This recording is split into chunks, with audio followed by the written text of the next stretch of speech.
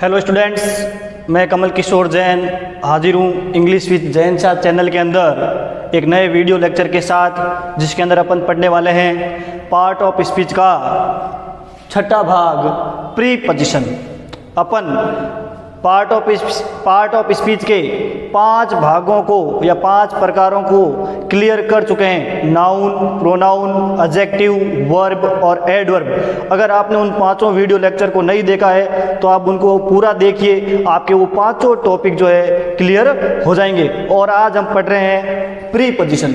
Part of speech का next जो भाग है वो है प्रीपोजिशन। तो चलिए देखिए, प्रीपोजिशन को हिंदी में बोलते हैं पूर्ण सर्ग या फिर बोलते हैं संबंध सूचक अव्यय। अब इसको पूर्ण सर्ग या संबंध सूचक अव्यय क्यों कहते हैं? देखिए, क्योंकि प्रीपोजिशन का उपयोग है वो एक संज्ञा या सर्वनाम से पहले किया जाता है। इस चीज को ध्यान में रखें, इसलिए इसको बोलते हैं पूर्ण सर्ग। और संबंध सूचक अव्यय का मतलब है कि ये जो है एक संज्ञा या सर्वनाम के आगे लगकर वाक्य के दूसरे शब्दों के साथ उस नाउन या उस प्रोनाउन का क्या बताते हैं, संबंध बताते हैं। इसके कारण इन्हें संबंध सूचक अवयव भी कहा जाता है।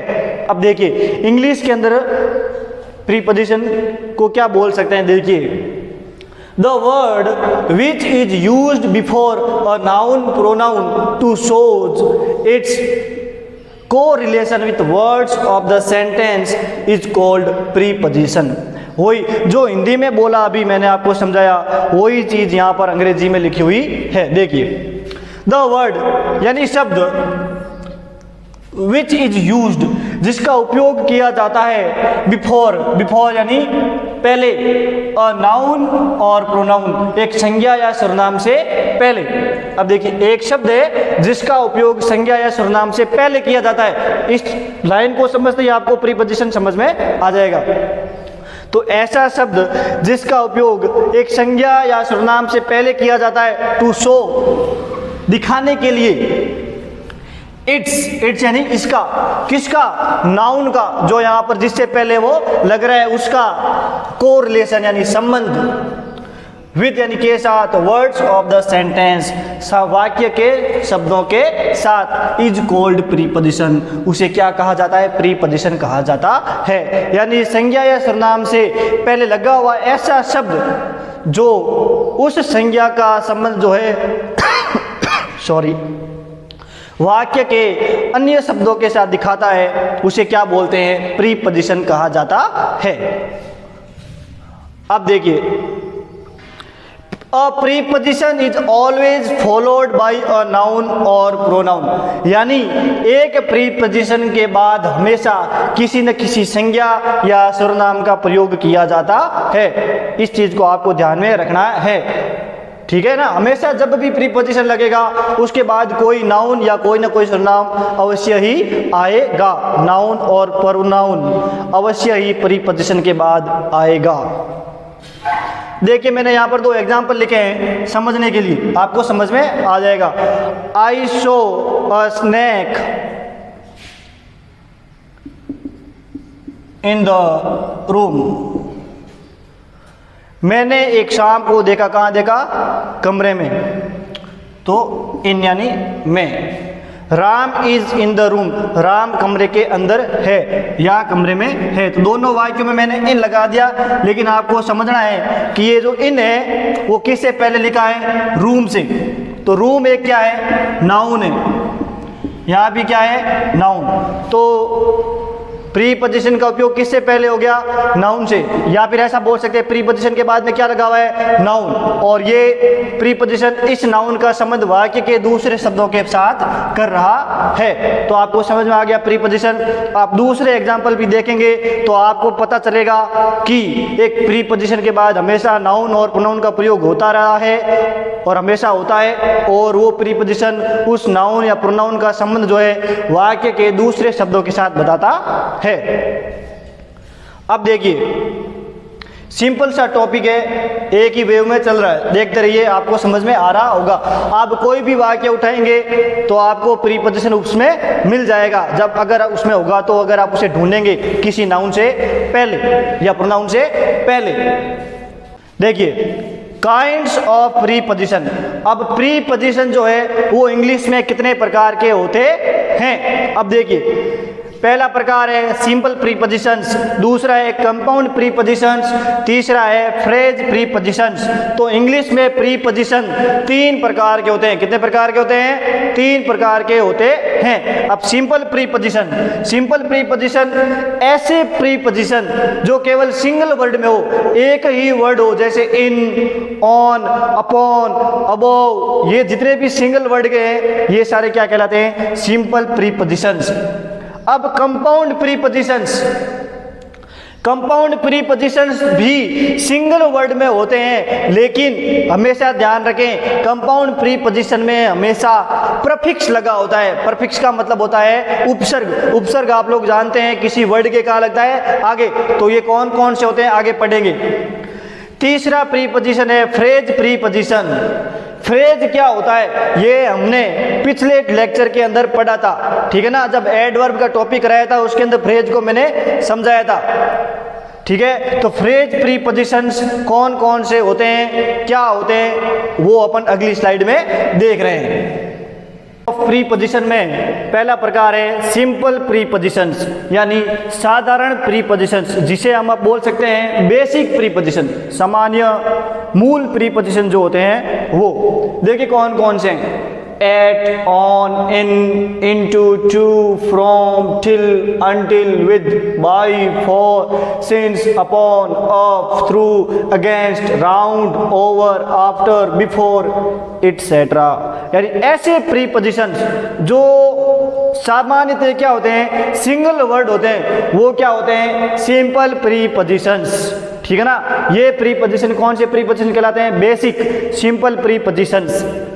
बी प्रकार है कंपाउंड प्रीपोजिशंस। अब ये कंपाउंड प्रीपोजिशंस क्या होते हैं और कौन कौन से होते हैं? तो देखिए, साधारणतः प्रफिक्स लगकर बनते हैं ऐसे प्रीपोजिशन जिसके आगे, या ऐसे वर्ड जिनके आगे उपसर्ग लगाओ और उस उपसर्ग के कारण एक नया शब्द बनता है, और वो नया शब्द अगर एक प्रीपोजिशन बन जाता है तो क्या कहलाता है? Compound prepositions. और आप ध्यान रखेंगे कि कंपाउंड प्रीपोजिशंस के अंदर सामान्यतया प्रफिक्स होगा, वो होगा या तो ए या फिर बी। ज्यादातर ए और बी प्रफिक्स लगकर ही क्या बनते हैं? कंपाउंड प्रीपोजिशंस बनते हैं। तो देखिए, across, along, ahead, about, among, aside, between, behind, beside, besides।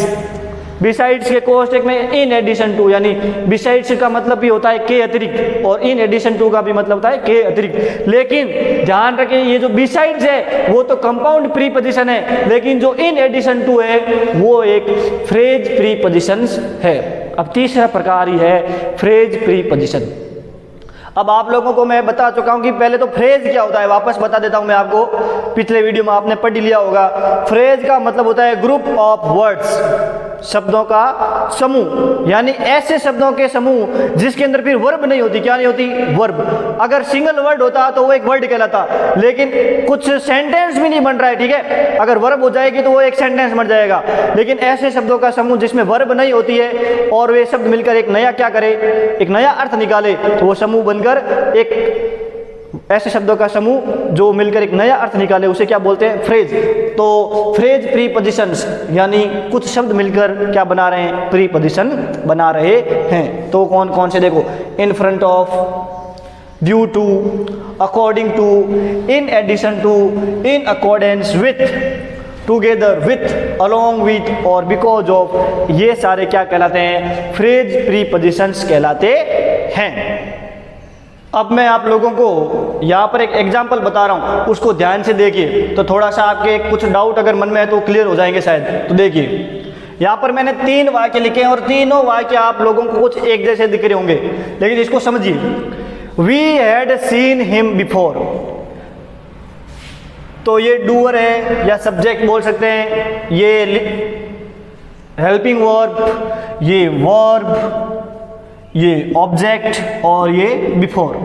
तो बात यहाँ पर मैं जो करने वाला हूँ वो करने वाला हूँ बिफोर की। तो आप लोगों को क्या लगता है कि ये बिफोर यहाँ पर इस सेंटेंस के अंदर किस रूप में प्रयोग हुआ है?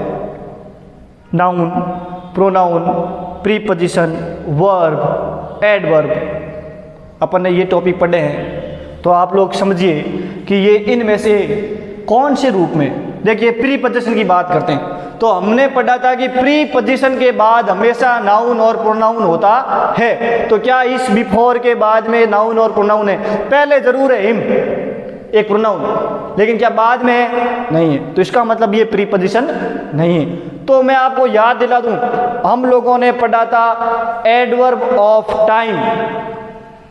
क्या पढ़ा था? Adverb of time. तो यहां पर ये जो बिफोर है ये किस रूप में प्रयोग हुआ है? एडवर्ब ऑफ टाइम, क्योंकि ये किसको मॉडिफाई कर रहा है यहां पर? इस सीन को। समझ आ रहे हो? We had reached there before sunset. We had reached there before sunset. तो यहां पर फिर बात कर रहे हैं बिफोर की। सनसेट यानी सूर्यास्त। यहां पर सनसेट का मतलब क्या है? सूर्यास्त। और ये एक नाउन है। क्या है? नाउन है। तो बिफोर से पहले नाउन आ गया, इसका मतलब ये क्या? एक प्रीपोजिशन है। देखिए, we had reached there before the sunset. तो यहां पर बिफोर क्या है? तो मैं आप लोगों को बता दूं, ये एक सेंटेंस है, सेंटेंस 1, और ये भी एक सेंटेंस है, सेंटेंस 2। यहाँ पर ये नाउन है और यहाँ पर ये वर्ब की सेकेंड फॉर्म है। समझ आ रहा है? तो जिसके कारण ये दो वाक्यों को जोड़ रहा है, जिसके कारण ये कहला रहा है कंजक्शन। क्या कहला रहा है? कंजक्शन, जिसको बोलते हैं संयोजक, जो कि हमारा अगला टॉपिक है।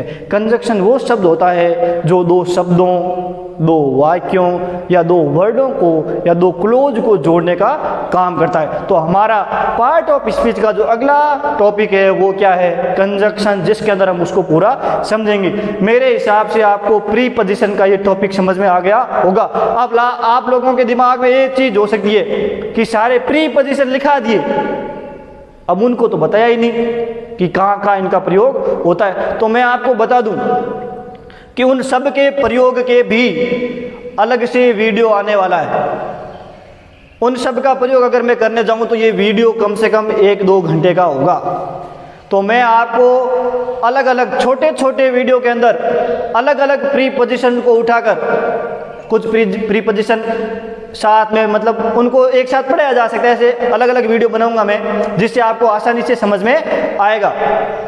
कुछ भी आपके दिमाग में फिर क्या होगा ना, मिक्स नहीं होगा, ठीक है ना। तो इस चीज़ को ध्यान में रखें। तो सबके मैं वीडियो अलग से बनाने वाला हूँ, आपके सारे प्रीपोजिशन क्लियर हो जाएंगे। इस वीडियो के अंदर मैंने आपको प्रीपोजिशन कौन कौन से होते हैं, प्रीपोजिशन क्या होता है और प्रीपोजिशन के प्रकार क्या होते हैं, ये मैंने आप लोगों को बताया। तो मेरे हिसाब से इतना आप लोगों के क्लियर हो चुका होगा। अगर आपको समझ में आया है तो इस वीडियो को लाइक करें, अपने रिव्यूज़ दें कमेंट बॉक्स के अंदर, और वीडियो को शेयर करिए। आप लोग वीडियो को शेयर नहीं कर रहे हैं और चैनल को भी शेयर नहीं कर रहे हैं, तो प्लीज़ मेरे चैनल को सब्सक्राइब करिए, चैनल को शेयर करिए और बेल आइकन को ज़रूर दबाइए। तब तक के लिए धन्यवाद। राम राम, जय जिनेंद्र।